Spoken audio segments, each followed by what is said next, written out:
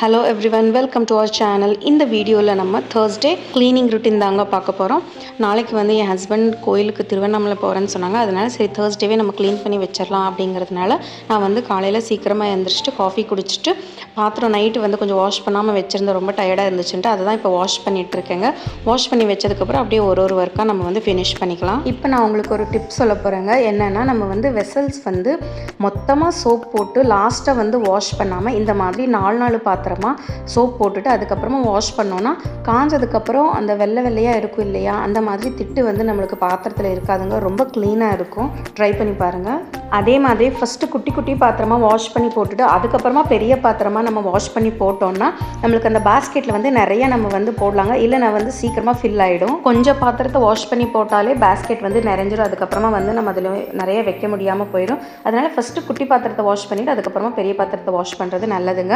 அடுத்த டிப் என்னென்னு பார்த்தீங்கன்னா, இந்த மாதிரி பாத்திரத்தில் ஒட்டி இருக்கிறதோ மாவோ எதாக இருந்தாலும் சரி, கரண்டியில் பாத்திரத்தில் எதில் ஒட்டி இருந்தாலுமே அதை வந்து ஃபஸ்ட்டு இந்த மாதிரி தண்ணியில் வாஷ் பண்ணிவிட்டு அதுக்கப்புறமா ஸ்க்ரப் நீங்கள் யூஸ் பண்ணிங்கன்னா ஸ்க்ரப் வந்து சீக்கிரமாக அழுக்காகாது. அதே மாதிரி பாக்டீரியா ஃபார்ம் ஆகாதுங்க. பாத்திரத்தை சேர நம்ம வந்து வாஷ் பண்ணி வச்சுட்டோன்னா நம்மளுக்கு ரொம்ப கஷ்டமாக இருக்காதுங்க.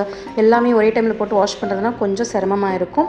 இப்போ பாருங்கள், நான் வெசல்ஸ் எல்லாமே வாஷ் பண்ணி முடிச்சாச்சு. நல்லா நீட்டாக வந்து பாஸ்கெட்டில் போட்டு வச்சுட்டேன். அடுத்து லஞ்ச் அண்ட் பிரேக்ஃபாஸ்ட்டுக்கு தாங்க ப்ரிப்பேர் பண்ண போகிறேன். இன்றைக்கி வந்து க்ளீனிங் ஒர்க் அண்ட் வீடு மாப் பண்ணுறது இருந்ததுனால சரி ஒரே ரைஸாக வச்சிடலாம், 1 pot மீல் அந்த மாதிரி வச்சிடலாம் அப்படின்ட்டு தக்காளி சாப்பாடு செஞ்சுட்ருக்கேங்க. இங்கே ஒரு டிப் என்னென்னு பார்த்தீங்கன்னா, நம்ம தக்காளி போட்ட உடனே கொஞ்சமாக கல்லுப்போ இல்லை பொடியுப்போ எந்த உப்போ சேர்த்தாலும் அந்த தக்காளி வந்து சீக்கிரமாக ஸ்மாஷ் ஆகிடும். இப்போ வந்து தக்காளி சாப்பாடு செஞ்சு முடிச்சாச்சு. குக்கரை வந்து க்ளோஸ் பண்ணியாச்சு. 3 விசில் வரட்டும். அது வரைக்கும் டிவி யூனிட்டை க்ளீன் பண்ணலான்ட்டு இந்த சைடு வந்துட்டாங்க. டிவி யூனிட் பார்த்திங்கன்னா ரொம்ப நாளாக க்ளீன் பண்ணாமல் இருந்துச்சு. எனக்கு கொஞ்சம் ஹெல்த் இஷ்யூஸ் இருந்ததுனால க்ளீன் பண்ணாமல் விட்டுருந்தேன். ஸோ இன்றைக்கி அதையும் எல்லாமே செஞ்சிடலாம் அப்படின்ட்டு நான் வந்து எல்லாமே டஸ்டிங் பண்ணிவிட்டு அதுக்கப்புறமா அதில் வச்சுருக்கிற ஷோபீஸ் எல்லாத்தையும் கிளாத்தில் தொடச்சி திரும்ப அது எப்படி இருந்துச்சோ அதே மாதிரி அரேஞ்ச் பண்ணி வச்சுட்ருக்கேங்க. எப்போவுமே நம்ம டிவி யூனிட்டில் நிறைய திங்ஸ் வைக்கக்கூடாதுங்க. சிம்பிளாக நம்ம வந்து பார்க்குறதுக்கு நல்லா கிளாஸியாக இருக்கிற மாதிரி, கான்ட்ராஸ்ட்டாக இருக்கிற மாதிரி திங்ஸை வச்சோனாலே நம்மளுக்கு பார்க்குறதுக்கு ரொம்ப அட்ராக்டிவாக இருக்குங்க. டிவிக்கு சைடில் இருக்கிற யூனிட்டை க்ளீன் பண்ணி முடிச்சாச்சு. இப்போ வந்து டிவிக்கு கீழே இருக்கிறது வந்து எல்லாமே திங்ஸை எடுத்துட்டு டஸ்டிங் பண்ணிவிட்டு ஒரு வெட் கிளாத்தில் வந்து தொடச்சிட்டு திரும்பவும் அந்த திங்ஸை எல்லாத்தையுமே வந்து ஒரு கிளாத்தில் தொடச்சிட்டு எப்படி இருந்துச்சோ அதே மாதிரி அரேஞ்ச் பண்ணி வச்சுருக்கேங்க. இதை எல்லாத்தையுமே க்ளீன் பண்ணுறதுக்கு நம்ம கோலின் யூஸ் பண்ணிக்கலாங்க. நல்லது. எங்கள் வீட்டில் காலி ஆகிடுச்சு. அதனால் நான் வந்து சரி இப்போதைக்கு வெட் கிளாத்தில் தொடச்சி மேனேஜ் பண்ணிக்கலான்ட்டு அதில் தொடச்சிட்ருக்கேன்.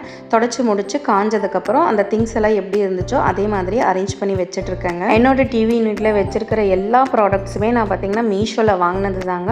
பார்த்துட்டு ரிவ்யூ பார்த்துட்டு அதுக்கப்புறம் வாங்குவேன். அதனால் வந்து எல்லாமே எனக்கு கிடைச்சது எல்லாமே நல்லா தான் இருந்துச்சு. எதுவுமே வந்து பேட் கமெண்ட் கொடுக்க முடியாத மாதிரி இருந்துச்சு. எல்லாமே ரொம்ப நல்லா தான் இருந்துச்சு. அவ்வளோதாங்க. டிவி யூனிட்டு க்ளீன் பண்ணி முடிச்சாச்சு. அடுத்து வந்து வீடும் சுத்தமாக கூட்டி முடிச்சாச்சுங்க. இல்லாமல் சரி நம்ம மாப் போடுறதுக்கு முன்னாடி சாப்பிட்றலான்ட்டு காலையில் பிரேக்ஃபாஸ்ட்டு சாப்பிட்டு முடிச்சாச்சுங்க. தக்காளி சாப்பாடு கொஞ்சமாக ஊறுகாய் வச்சு சாப்பிட்டாச்சு. அடுத்து பார்த்திங்கன்னா மாப் போடுறது தான். மாப் வந்து first kitchen, dining room, store room, அதுக்கப்புறமா வந்து ஹால் தொடச்சிட்டு அப்படியே பெட்ரூமுக்கு வந்து தொடச்சி முடிச்சுட்டு அப்படியே குளிச்சுட்டு வந்துடுவேங்க. இதுதான் நான் வந்து ஃபாலோ பண்ணுற ருட்டீன். பாருங்கள், வீடு சுத்தமாக தொடச்சாச்சு. ரொம்ப நீட்டாக இருக்குது. அதுக்கப்புறம் பார்த்திங்கன்னா சரி பூஜை ஜாமான் எல்லாம் வாஷ் பண்ணி வைக்கலாம் அப்படின்ட்டு ஒரு பாத்திரத்தில் சுடுதண்ணி காய வச்சு அதில் கொஞ்சமாக புளி போட்டிருக்கேன்.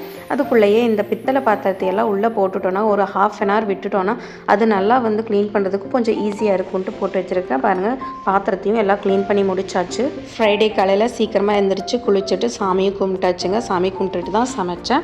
பாருங்கள், இதுதான் என்னோட பூஜை ரூம். நான் என்னென்ன திங்ஸ் வச்சுருக்கேங்கிறத நான் உங்களுக்கு இன்னொரு டீட்டெயில்டான வீடியோவில் நான் உங்களுக்கு ஷேர் பண்ணுறேன். உங்களுக்கு இந்த வீடியோ பிடிச்சிருந்தா கண்டிப்பாக வீடியோக்கு ஒரு லைக் போடுங்க. அப்படியே நம்ம சேனலை மறக்காமல் சப்ஸ்கிரைப் பண்ணுங்கள். பக்கத்தில் இருக்கிற பெல் பட்டனை ப்ரெஸ் பண்ணுங்கள். தேங்க்ஸ் ஃபார் வாட்சிங்.